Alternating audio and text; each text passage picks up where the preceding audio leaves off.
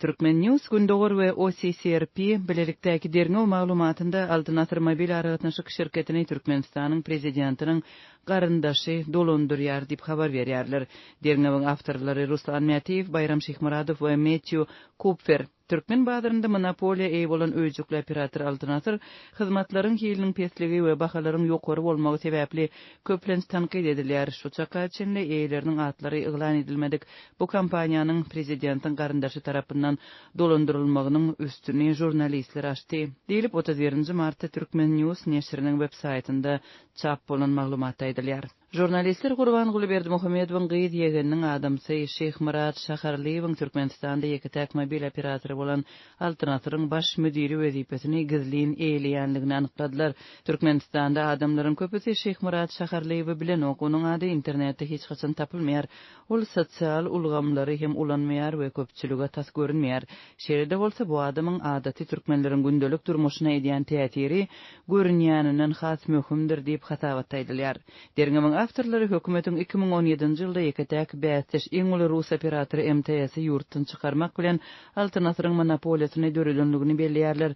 Neşriň habaryna görä Altynatyryň eýeleri barada maglumatyň ýokdugy Şaharliýewi gizlinlikde başlyk edip bellemek karary we MTS-iň kowulmagy Türkmenistanyň mobil aragatnaşyk bazaryna gözükçüligiň prezident maşgalatynyň elinde jemlenenligini görkezýär.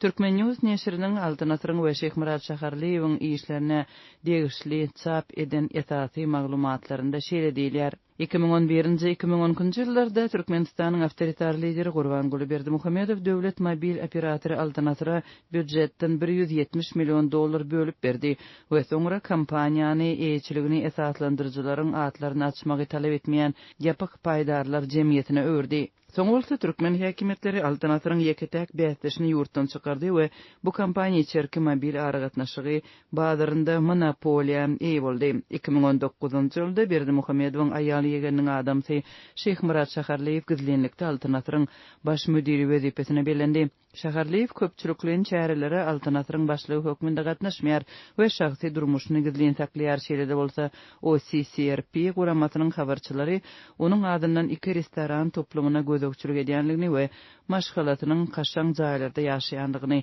anykladylar. Diýilip Türkmen News Gündogor we OCCRP tarapyndan bilelikde taýýarlanan derňew maglumatynda aýdylýar. Altynatyr Türkmenistanda ýeketäk mobil operatordyr. Türkmen Telekom döwlet kompaniýasy bolsa ýurtdaky ýeketäk internet üpçünçisi.